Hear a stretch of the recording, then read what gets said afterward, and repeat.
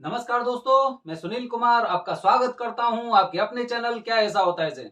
दोस्तों, आज मैं आपको कुछ जानकारी देने जा रहा हूं नारायण नागबली दोष। क्या होता है नारायण नागबली दोष, कहां होती है इसकी पूजा और ये दोष कैसे लगता है उसके बारे में आपको जानकारी देने जा रहा हूं। दोस्तों, जिस तरह से काल सर्प दोष हो गया या पितृ दोष हो गया, बेहद ही खतरनाक दोष होते हैं। और ऐसे ही नारायण नागबली दोष होता है, वो भी इंसान के ऊपर होता है। तो आखिरकार नारायण नागबली दोष क्या होता है? दोस्तों, जैसे पिछली वीडियो के माध्यम से मैं आप लोगों को बता चुका हूं कि जो नाग से संबंधित दोष हो गया, जैसे कि अगर किसी ने नाग को मारा है, किसी ने भी नाग को मारने में मदद की है, या फिर जो इंसान जिन्होंने सांप को मारने का प्रयास किया है या फिर उसे देखा है, तो उस पर यह नाग बलि दोष लगता है। सांप से संबंधित जो दोष होते हैं, कहते हैं सांप को छेड़ने से भी बहुत बड़ा दोष लग जाता है। सांप को जब गुस्सा आती है तो आपकी कुंडली के जितने ग्रह होते हैं उन सब के जो अच्छे प्रभाव होते हैं उन प्रभावों को वो खत्म कर देता है। तो नारायण नागबली दोष जरूरी नहीं कि वो कार्य आपने किया हो। बहुत सी बार ऐसा होता है कि आपके परिवार में जो आपके पूर्वज थे उनसे कुछ ऐसा दोष हो गया हो। जैसे कि सब लोग पहले से ही जानते हैं कि हिंदुस्तान में ज्यादातर जगह पहले थी, वो सारी जगह एक कृषि प्रधान क्षेत्र बोला जाता था, कृषि प्रधान देश। और जहां पर लोग गांव में रहते थे और गांव में कच्चे घर होते थे, और कच्चे घर में कभी बारिश हो रही है या फिर किसी भी तरह से उनके आसपास सांप रहते थे, ये हम सब लोग अच्छी तरह से जानते हैं।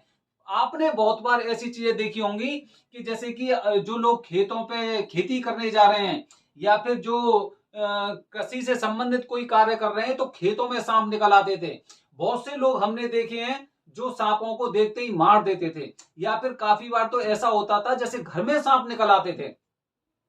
तो दोस्तों, जो नारायण नागबली दोष होता है, नारायण नागबली दोष का मतलब ये हो गया कि गलती से भी अगर आपने सांप को मार दिया, सांप को मारने में मदद की है, या आपने मरते हुए सांप को देखा है। आपने वो मूवी देखी होगी नागिन, पुरानी मूवी थी नागिन। नागिन में क्या होता है कि जैसे ही वो लोग उस सांप को मार देते हैं तो नागिन आती है, नागिन सांप की आंखों में देख लेती है कि किस किस ने इसे सांप को मारा था, या सांप के मरते समय कौन कौन लोग यहां पर मौजूद थे, उसकी आंखों में देखकर और उनकी फोटो पूरी तरह से अपने दिमाग में बसा लेती है वो। तो दोस्तों, ये कहानी किसी आधार पर बनाई गई है, लोग जानते हैं इन बातों को। इसीलिए जब हमारे किसी पूर्वजों ने ये कार्य किया होता है तो जो सांप होता है, सांप की योनि इतनी खतरनाक होती है कि उनके जो आने वाले जो वंशज हैं, जो आने वाली पीढ़ी है, उन पर वो दोष चला रहता है। आपने काफी बार देखा होगा कि काफी लोगों के सपने में बार बार सांप आते हैं। क्यों आते हैं भाई? उन्होंने तो कोई ऐसा कार्य किया ही नहीं है। वो तो जब उन्होंने होश संभाला तो वो उसके बाद वो शहर में आ गए, और आजकल तो पूरा हिंदुस्तान एक तरह से डेवलप हो गया है, गांव धीरे धीरे करके खत्म होते जा रहे हैं। तो आखिरकार क्या वजह है कि उन्हें वो सांप सपने में आ रहे हैं? वजह यही है कि उनके परिवार में से किसी ने कुछ इस तरह का कार्य किया है जिसकी वजह से उसे सपने में सांप आते हैं।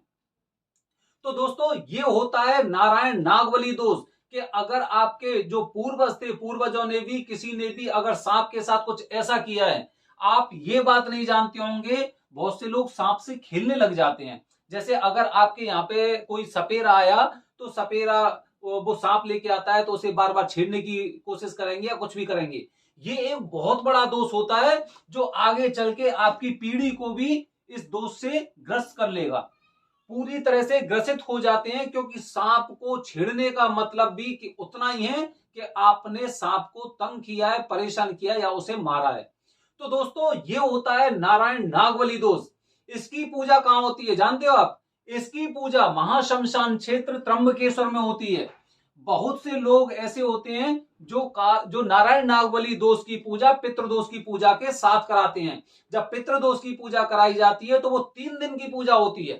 3 दिन की पूजा होती है। पहले दिन पितरों की पूजा होती है, जो पितर किसी आकस्मिक दुर्घटना की वजह से मृत्यु को प्राप्त हुए।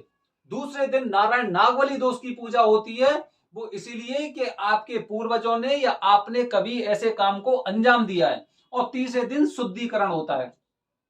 तो दोस्तों इसकी पूजा त्र्यंबकेश्वर में बताई गई है। शास्त्रों के अनुसार और मान्यताओं के अनुसार महाशमशान क्षेत्र त्र्यंबकेश्वर जो नासिक में पड़ता है, नासिक से करीब 40-50 किलोमीटर की दूरी पर त्र्यंबकेश्वर स्थान है, जहां पर वो ज्योतिर्लिंग है भगवान शिव का, वहां पर इसकी पूजा की जाती है त्र्यंबकेश्वर में।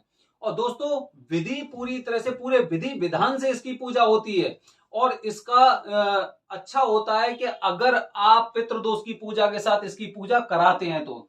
वैसे नारायण नागबली दोष की पूजा 2 दिन की होती है, लेकिन अगर पितृदोष की पूजा के साथ करते हैं तो ये पूजा 3 दिन की होती है। तो दोस्तों अगर आपको सपने में सांप दिखाई दे रहे हैं, आपको ऐसा लग रहा है कि हाँ कोई ऐसी चीज है वो मेरा पीछा कर रही है, इसका मतलब आपको समझने की जरूरत है कि वो आपकी आत्माओं को, आपकी रूह को बताने का प्रयास कर रही है कि आपके ऊपर इस तरह का दोष है। वैसे जो हमारी मान्यता है, हम लोग इस चीज को मानते हैं कि जो कार्य हमारे पूर्वजों ने किया है या किसी कारणवश उनसे गलतीवश हुआ है, तो उसका समाधान, उसका वो जो पूरी तरह से वो तरीका होता है वो हमें करना चाहिए। तो दोस्तों इसीलिए हम लोगों को उन पे से वो दोष हटाना होता है और वो पूजा नारायण नागबली दोष की पूजा होती है। ऐसे ही पितृदोष होता है। पितृदोष में ऐसा होता है कि वहां पर कोई दुर्घटनावश आपके पूर्वज मृत्यु को प्राप्त हुए थे। तो दोस्तों ये नारायण नागबली दोष होता है, इसकी पूजा त्र्यंबकेश्वर में होती है। और इसका खर्चा, इसके खर्चे की अगर मैं बात करता हूं तो वहां पर पंडित जी नारायण नागबली दोष और पितृदोष की पूजा को मिलाकर करीब 5,000 से और 21,000 25,000 तक रुपए लेते हैं। 5,000 में आपकी ग्रुप में पूजा कराई जाएगी, 5,000 हो गया, 6,000 हो गया, 8,000 हो गया।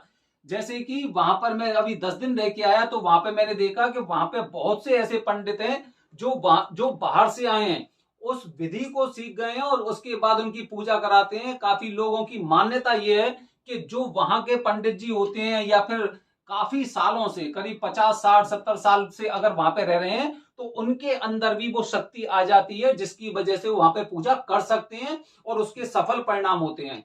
ऐसे ही जिन पंडित जी की मैं बात करता हूं, वो पंडित जी भी इस तरह की पूजा करते हैं, क्योंकि वो भी करीब काफी सालों से वहां पे रह रहे हैं।